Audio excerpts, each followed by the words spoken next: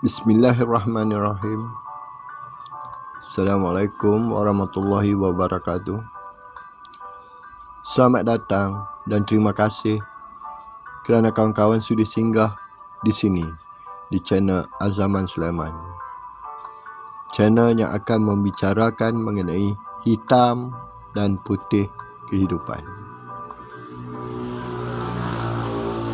Saya berdoa agar kita semua sentiasa berada dalam keadaan sihat, sejahtera dan sentiasa juga berada di bawah rahmat dan pemeliharaan Allah Azza wa Jalla, serta dipermudahkan segala urusan kita baik untuk dunia maupun akhirat.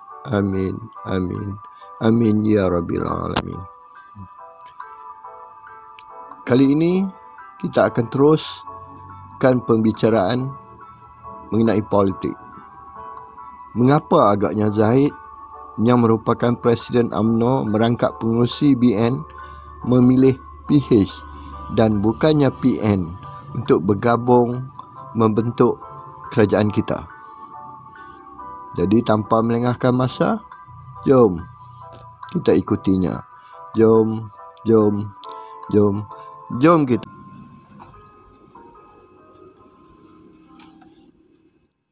Dalam PRU 15 ini, memang UMNO BN kalah dengan teruk. Parti yang pernah berkuasa puluhan tahun hanya menang 30 kerusi parlimen sahaja. Namun begitu, kepimpinan dan ahli UMNO BN patut bersyukur kerana dengan 30 kerusi itu, UMNO BN boleh menjadi penentu penubuhan kerajaan kita. Kata orang putih, menjadi kingmaker.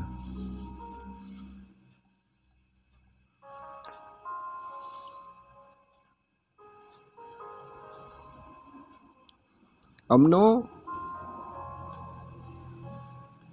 BN boleh memilih sama ada hendak bersama PH atau PN.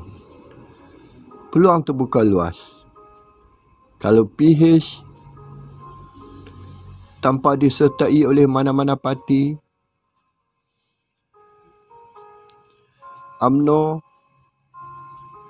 dan BN sudah boleh menubuhkan kerajaan kerana memiliki simple majority, iaitu 112 kerusi.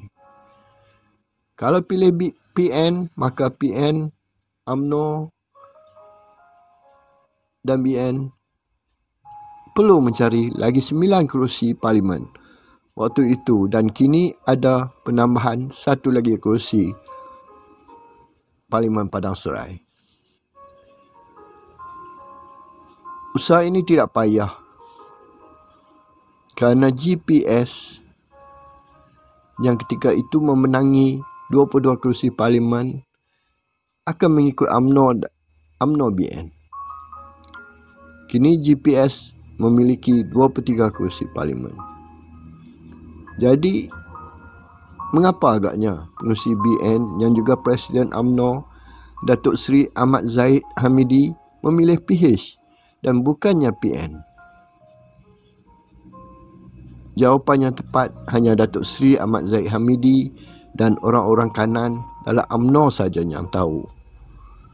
Namun, berdasarkan apa yang berlaku, kalau kita renung dan fikir tanpa sebarang prejudis, kita pasti mendapat jawapannya.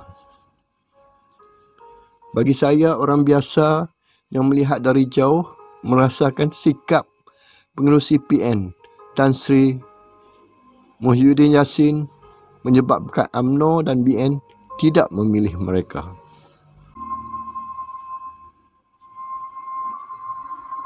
Tan Sri Muhyiddin Yassin terang-terang menolak saranan yang di-Pertuan Agong agar PN dan PH membentuk kerajaan. Kita harus sedar, UMNO lahir dari istana dan sering berkata akan menjaga payung orang Melayu. Jadi tindakan Tan Sri Muhyiddin boleh dianggap satu penderhakaan kepada institusi Raja-Raja Melayu. Tan Sri Muhyiddin juga dikatakan cuba menipu Yang di-Pertuan Agong dengan mengatakan dia mendapat 115 orang ahli parlimen yang menyokong beliau untuk menjadi Perdana Menteri. Beliau lupa yang Akta Lompat Parti baru saja ditandatangani oleh Yang di-Pertuan Agong. Sedangkan dalam 115 ahli parlimen itu termasuk mereka daripada UMNO BN.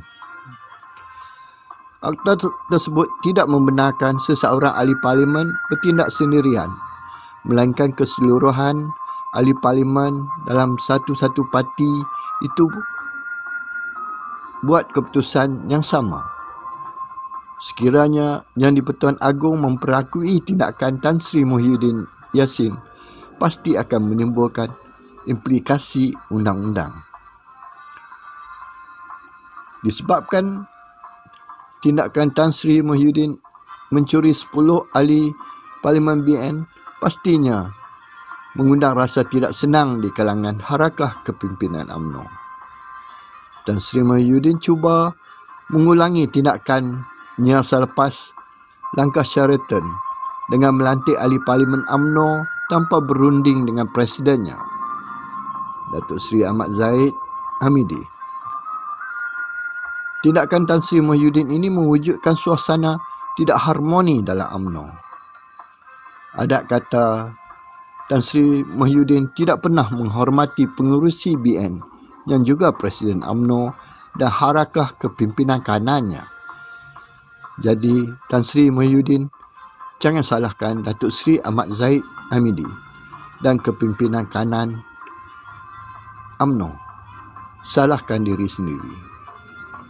Kita semua dapat lihat bagaimana Datuk Seri Anwar Ibrahim dan kepimpinan kanan PH dengan rasa rendah diri datang menemui Datuk Seri Ahmad Zahid Hamidi dan kepimpinan kanannya.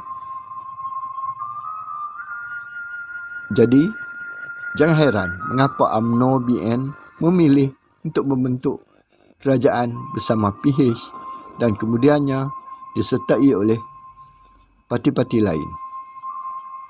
Diharapkan semoga kerajaan perpaduan saranan Yang di-Pertuan Agong ini akan terus bertahan sehingga PRU 16 nanti. Kita rakyat Marhin juga akan dapat melihat sama ada Datuk Seri Anwar Ibrahim dapat buat apa yang beliau kata dan impikan selama ini.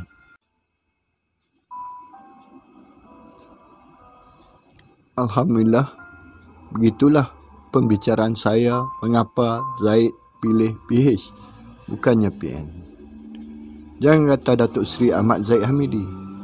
Sekiranya saya atau sesiapa jua pun yang duduk di situ dan diperlakukan begitu, pastinya tidak akan menyokong Tan Sri Muhyiddin Yassin. Tan Sri Muhyiddin Yassin dilihat begitu pelahap jawatan Perdana Menteri. Sejak malam pengiraan undi, lagi beliau sanggup menipu orang-orang di situ dan juga orang-orang yang melihat live. Tan Sri Muhyiddin telah membuat sidang media mengatakan yang beliau boleh membentuk kerajaan dan pihak istana telah mengutuskan surat kepadanya. Ketika itu, orang yang tidak fanatik kepada beliau pasti boleh berfikir bagaimana pihak istana mengutuskan surat sedangkan pihak SPR yang menguruskan pilihan raya masih belum membuat pengumuman resmi. Pihak istana hanya akan membuat keputusan setelah pihak SPR memaklumkan kepada baginda. Saya rasa cukup sampai di sini. Kita jumpa lagi di lain video dengan ceritanya lain pula. Jutaan terima kasih kerana kawan-kawan sudi mengikutinya hingga akhir. Jangan lupa subscribe, like dan komen. Bye-bye. Assalamualaikum.